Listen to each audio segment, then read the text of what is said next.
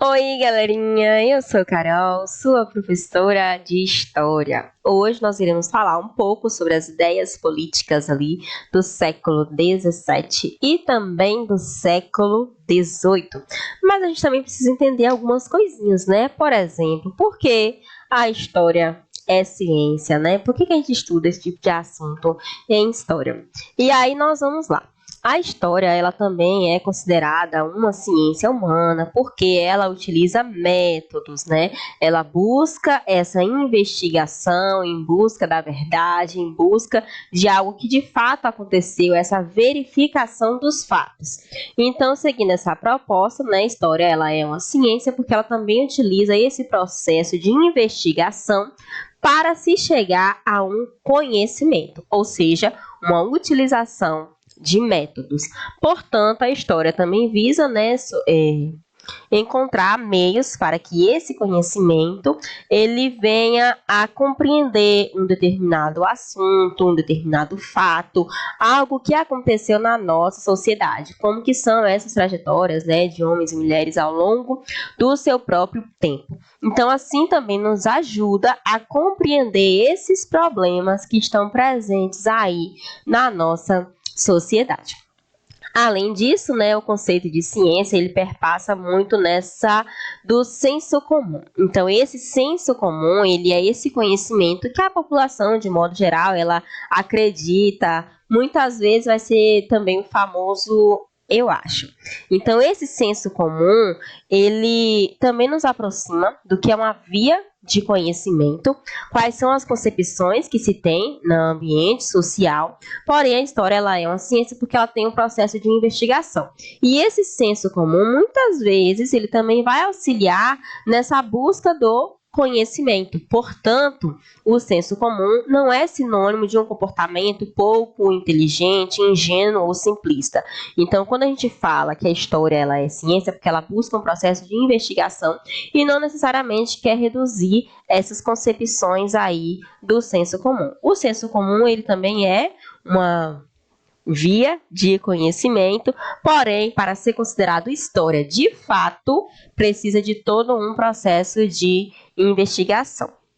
Então, assim, né, o senso comum, ele também faz parte, né, da nossa trajetória. E a história vai ser justamente esses pontos de vista que vão ser investigados, vão ser verificados, vão ser consultados várias e múltiplas fontes, né, várias versões de uma mesma história, para se chegar a algo mais sólido, consistente, com vias e também questionamentos.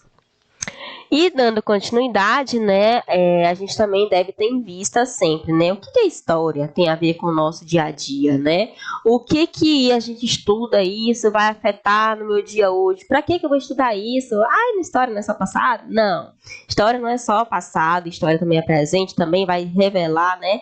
Revelar entre aspas, né? A gente tem como ter uma previsão, uma média de como que será o nosso futuro. O que a gente vive hoje é por conta de algo que aconteceu. Então a gente precisa ter essas concepções de que o passado ele impacta diretamente a nossa vida. Ele impacta a nossa vida e a gente precisa refletir a todo momento sobre isso. Por exemplo, o que esse assunto tem a ver com a minha vida hoje, né? Por que eu vou estudar? Será que isso de fato está só lá, não influencia nada hoje em dia? Então, esses são os questionamentos que nós devemos fazer, como que esses acontecimentos impactam a nossa vida hoje. Isso também é uma forma, né, de humanizar esse processo de investigação e compreender de fato, né, o seu sentido. E para a gente chegar, a gente vai falar um pouquinho sobre o Antigo Regime. O Antigo Regime ele possui por característica também, né, lá entre o século XVI ao século XVIII, que é justamente um sistema de governo, né, um sistema político regido ali também pelo absolutismo, onde esse poder era todo concentrado nas mãos do rei, que era o representante máximo ali, né, da monarquia. Então, esse antigo regime era quando essa sociedade ela era regida, governada política, econômica, administrativamente pela realeza. E eles acreditavam também que possuíam o chamado direito divino, que é esse direito que era enviado diretamente, né, de Deus para que eles fossem os governantes. Isso era uma crença do período e também era quando a igreja andava muito próximo do que era a política, do que era o Estado de fato em si, o Estado governante. Então, era um momento em que esses reis, eles divulgavam assim também, né, e a igreja também fortalecia esse tipo de ideal de que eles eram enviados, né, por Deus, pela divindade suprema, e que, portanto, eles teriam o direito de governar.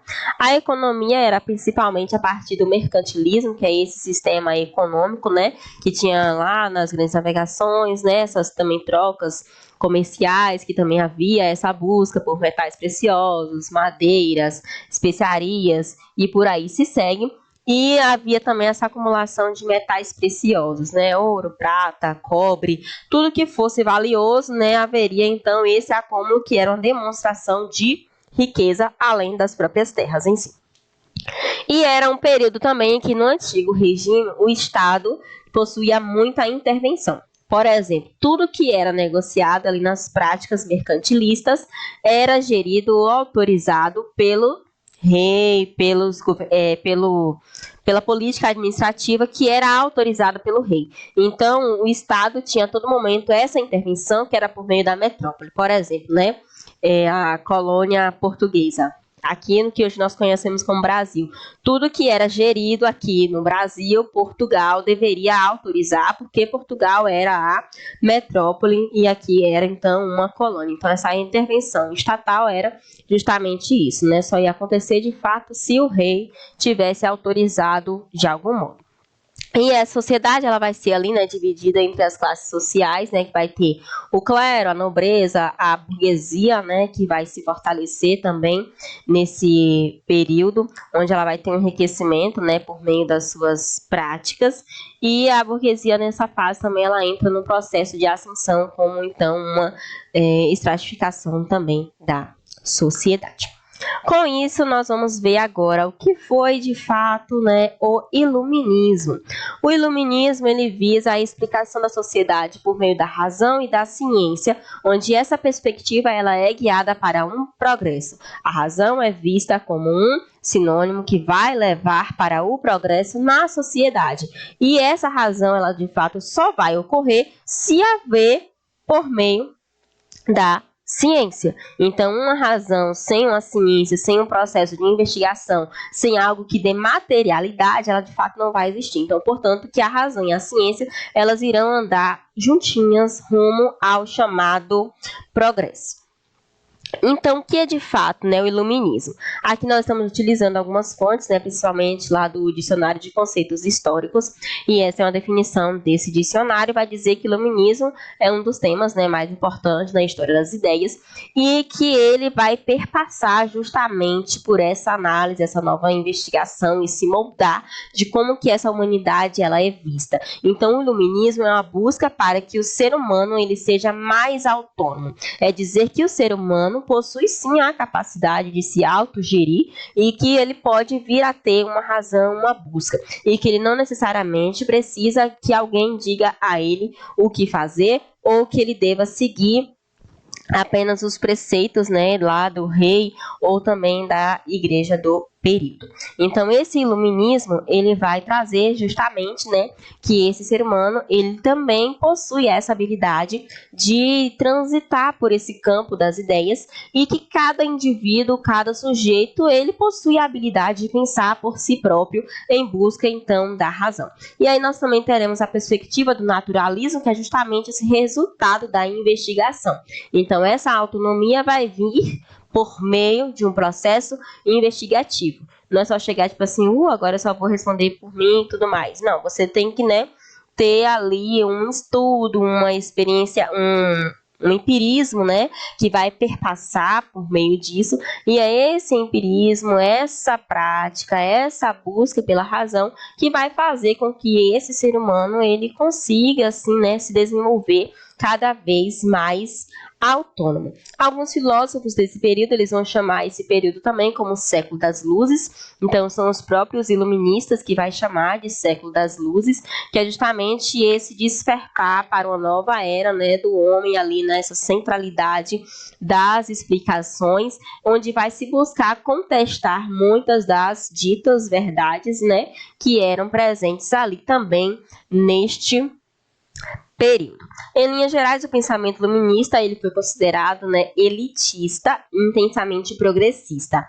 Elitista se diz no quesito das pessoas que participavam destes movimentos, que eram as chamadas classes sociais mais altas, né, os membros ali da mais alta sociedade, financeiramente falando, que era considerado então a elite da sociedade, né?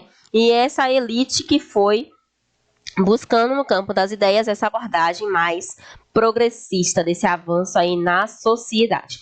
E quando a gente fala assim elitista, quer dizer também que as classes, né, populares eram de fato excluídas, né, desse processo, não eram pensadas por elas, mas era se pensado a sociedade onde elas teriam basicamente, né, funções que não mexeria nessa busca aí do progresso. Por exemplo, a violência nas colônias continuaram acontecendo e isso não entrou muito assim nesses debates, né? Então, por exemplo, né, violência colonial contra povos africanos, contra povos indígenas. Então, essa população continuou lá na base mesmo da sociedade e que não as influenciou diretamente ali nesse período, ok? Então, esse povo, os trabalhadores, eles não estavam, né, de fato aí nesse grupo que era utilizado, né, para poder se pensar.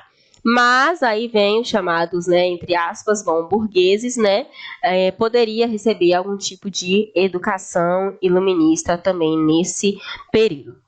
Então, portanto, essa busca, né, pelo progresso era justamente em aperfeiçoar e modificar as estruturas da sociedade, tanto quem governava, quanto o modo de estudar, quanto o modo como a sociedade ela era vista e gerida, né, colocar o ser humano nessa centralidade aí, e sempre buscando a partir dessa razão. Então, essas ideias, né, de razão e progresso, elas foram vistas e pensadas de modo a influenciar essa sociedade como um todo, e aí perpassa por uma das principais críticas, né, dos iluministas, que era contra o regime absolutista. Porque se o ser humano ele consegue pensar por ele próprio, por que ele vai ter então um rei para gerir e dizer o que ele deve fazer? Por que o ser humano então não pode escolher quem vai ser o seu governante? E aí vem essa questão dessa busca pela separação entre o Estado e também a Igreja do período. O que é ser intelectual, né? Porque assim, os iluministas, eles eram considerados também intelectuais porque tinha essa busca pelo conhecimento e tudo mais, né? Então essa busca pela razão, pelo progresso e etc, também era considerado ser intelectual. E aqui nós temos um conceito lá do site Só Escola, onde intelectual é a pessoa que se dedica aos estudos, tô falando rápido, e também a busca de conhecimento em diversas áreas do saber humano. Então, ser intelectual é uma pessoa que ela está em constante estudo. Não é tipo assim, eu tenho esse conhecimento, ele vai servir para mim a vida toda, nossa, que maravilha. Não é isso. Quer dizer justamente que eu vou continuar buscando, eu vou estar sempre ali buscando, nossa, mudou isso, ou então isso aqui pode ser melhor desse jeito. Então, ser intelectual não é pegar um conhecimento e dar ele como pronto e acabou, fim. Não é isso, é você pegar esse conhecimento e entender que ele também pode ser modificado mediante novas investigações, novas fontes, novos pontos de vista e por aí se segue. E esse conhecimento ele vai ser a todo momento criticado, analisado, refletido e fazendo também com que se questione interpretar a esse conhecimento como um modo de contribuir para o desenvolvimento da sociedade. Como que esse conhecimento ele pode dar um retorno para essa sociedade? Então, é uma forma também de tirar esse conhecimento de um pedestal, mas pegar esse conhecimento e divulgar para a sociedade de modo geral, para que outras pessoas também venham ter esse tipo de conhecimento. E aí, junto também com o iluminismo, ser intelectual, aí nós vamos ter também, né, outra maneira de se pensar a sociedade, que é o chamado racionalismo, onde esse racionalismo ele está muito interligado com a ideia, né, do iluminismo. Muitos iluministas também serão considerados racionalistas, onde o racionalismo ele é uma teoria de conhecimento que defende essa natureza inata das ideias, né, de que a gente pode conseguir esse conhecimento por meio justamente de uma busca dessa experiência. Eu consigo um conhecimento a partir da observação, de testar, de ver se isso funciona, se não funciona. Então, esse empirismo, né, que é justamente esse conhecimento que você observa, você aprende, você testa, você aprende, alguém às vezes te fala e você vai lá, verifica se de fato aquilo é verdade. Então é justamente esse racionalismo que busca uma concretude de que fato isso pode acontecer. Então, para os racionalistas, todas as ideias que temos têm uma origem pura na racionalidade, o que impõe também uma concepção inatista, né? Se você observa, você aprende. Então, isso pode ser natural do ser humano. Você pode aprender também pela observação que nasce com a gente vai desenvolvendo, vai aperfeiçoando, né? São essas descobertas que vão dar razão, vão dar sentido. Isso está lá no Brasil Escola. E aqui também no racionalismo nós temos alguns, né, desses pensadores e pessoas que estiveram ali presentes nesse período. Há exemplo do Galileu Galilei, que falou sobre a queda dos corpos, de como que esse espaço, né, ele está em movimento, né, concepções da geometria em relação a essa observação do espaço em si. René Descartes vai falar justamente, né, da razão como um caminho para o conhecimento, de que o conhecimento ele existe por alguma razão e essa razão ela vai existir por meio de uma dúvida, né? Então, o conhecimento a gente tem quando a gente tem dúvida sobre algo. Se a gente não tem dúvida sobre nada, então do jeito que eu tô já é suficiente. E essa dúvida ela vai dizer que pode sim ter algo mais para a gente poder conhecer, algo mais para a gente saber. E aí o Isaac Newton ele vai falar também, né, sobre essa gravitação, né, do universal, essa questão, né, das leis, da gravidade, ação, reação, enfim. E aí nós vamos ter vários outros conflitos na nossa sociedade, né, junto com essa perspectiva do racionalismo, que vai entrar em conflito, né, a fé, a razão, a ciência, porque como ambas são formas de se ter conhecimento por meio do mundo e muitas vezes eles divergem, então vai ter essa disputa no campo das ideias. Inclusive, né, sobre concepções, né, da criação do mundo, do que é a função desse ser humano na Terra e por aí se segue. E aí nós vamos ter também, né, algumas pessoas que elas serão consideradas deístas, que são pessoas que creem em um ser supremo, né, esse ser supremo na figura, né, de que existe algo além do universo, e essa crença, né, em esse ser supremo é justamente para poder explicar coisas que a gente não consegue deduzir com a ciência, enfim. Aí o John Locke ele vai falar justamente também, né, desse empirismo, que é essa pesquisa, essa investigação em que ela venha a ter um sentido, e também vai falar um pouco sobre esse direito à propriedade, né, que o ser humano acaba tendo esse direito à propriedade.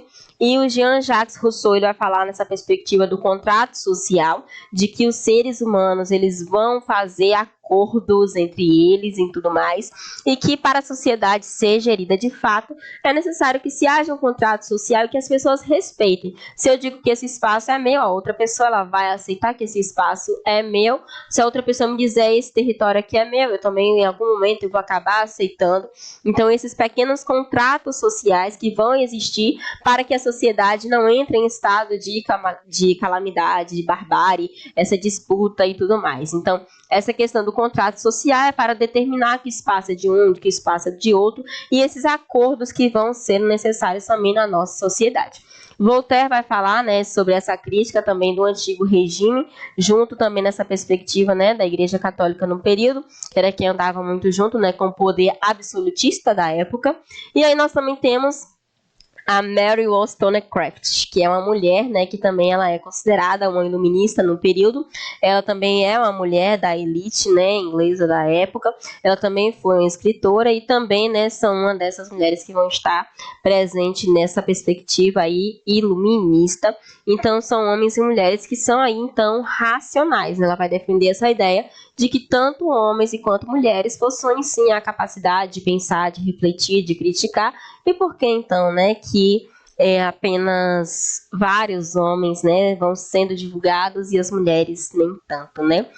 Considerando tudo isso que a gente tem, a história ela é uma busca pela verdade por meio de métodos, para que essas fontes elas sejam analisadas e que essa verdade ela seja verificada. E até mesmo na história a gente sabe que pode existir diferentes, né, verdades, desde que se haja um método para essas versões de métodos, né, para poder investigar se de fato aconteceu ou não. E aí também a gente considera os diferentes pontos de vista que possa vir a ocorrer. O que é o liberalismo? O liberalismo também está no campo das ideias, né, deste período. E o liberalismo ele é uma ideologia que vai falar justamente sobre essa iniciativa privada e de que esse homem, esse ser humano em si, ele possui autonomias individuais e isso vai gerir justamente sobre o mercado em si, o mercado financeiro também, onde essa autonomia financeira de quem possui algum bem de serviço, algum produto para ser comercializado, ele poderia vir e colocar o preço, o valor que ele quisesse, né, para poder manter essa autonomia sem uma intervenção do Estado. Por exemplo, se eu tenho esse lápis, eu quero vender ele por 2, 5 ou 20 reais, eu poderia, né, chegar a fazer isso se houvesse uma política de mercado apenas liberalista, onde não houvesse uma intervenção do Estado. Agora, se o Estado vem e me limita que eu posso vender esse lápis por no máximo 5 reais, eu devo respeitar. Já no liberalismo, ele diz que a gente pode vir a colocar basicamente, a grosso modo, né, o valor que a gente quiser. Então, aí entre o liberalismo político e o liberalismo econômico, na medida em que o Estado se estrutura para garantir esses contratos, não interferir nos lucros de seus membros, permitindo a manutenção da propriedade privada, regular os seus jogos de interesses. Então, com isso, quer dizer que cada dono, né, da sua propriedade privada poderia gerir e administrar como bem quisesse. A nossa sociedade, ela não é totalmente, enfim, liberalista, porque o nosso Estado, ele interfere nos nossos produtos de consumo, né? Então, o mercado financeiro, né, o Estado interfere e diz que eu não posso vir colocar exatamente o preço que eu quero, não é, por exemplo, uma loja de conveniência, né? Uma loja de conveniência, ela geralmente coloca o preço que ela quer. Mas se eu for num supermercado, existe um teto, né? Um limite pelo qual eu preciso colocar aquele produto, porque a nossa economia ela não é totalmente, né, liberal. Dando continuidade, aí nós vamos ter, né, o chamado pai do liberalismo, né, que vai ser essa política econômica aí nessa época, que vai ser o Adam Smith, ele vai ser considerado, né, o pai, e onde ele vai dizer que o princípio básico da sua teoria é que o Estado deveria deixar o mercado se autorregular, dizer as suas normas, dizer como deveria ser gerido. Tanto o preço, tanto o salário, quanto os lucros e por aí se segue. Sendo o liberalismo, né, essa política de mercado, essa política econômica, o iluminismo, ele também vai influenciar na política, o racionalismo também vai influenciar. Então, assim, nesse sentido, se todas essas ideias políticas, né, científicas, elas vão trazer influência para a sociedade e os governantes farão parte dela, né, a gente entra aí no conceito do que é política, de fato, né? Então, essa política também, no dicionário de conceitos históricos, vai dizer que a gente não deve entender política separada da ideia de poder, porque política é poder. Quem está na política, de algum modo, detém algum tipo de poder. E esse poder consegue influenciar e impactar a nossa sociedade, seja positiva, negativamente, enfim, tem o poder de impactar a nossa sociedade. Então, é esse espaço de poder que vai estar aí inserido, imerso na política, que muitas vezes vai acabar sendo confundido com um Estado. O Estado, ele é visto, né, como um espaço soberano nacional que tem a sua representação, né? um território, um idioma, uma bandeira e por aí se segue. A política são as formas de governos que vão estar presentes também dentro desse Estado. E essa política, ela pode ser vista como algo que pode ser modificado. A ideia de política que nós temos hoje na nossa sociedade, ela pode ser modificada, ela pode ser alterada, de acordo com os interesses dos grupos sociais que fazem parte dessa sociedade. Então, o modo como a política será gerida depende muito da sociedade em que ela tem e também dos governantes que ela tem, assim como as demais influências locais, internacionais, no campo das ideias que vai ter nessa sociedade. Por exemplo, nós possuímos políticas públicas, né, onde essas políticas públicas vão servir ali para alcançar algumas demandas dessa sociedade. A exemplo de investimento, ou escassez desse, na educação, na saúde, na segurança, nas condições de trabalho, por aí se segue. Então, essa ideia de política, ela é vista para o público que dela vai ser gerido, vai ser administrado, então seria para o povo. Então, a ideia de política seria uma ideia em que serviria bem para todos, ou pelo menos a maioria ali da população de que nela necessita.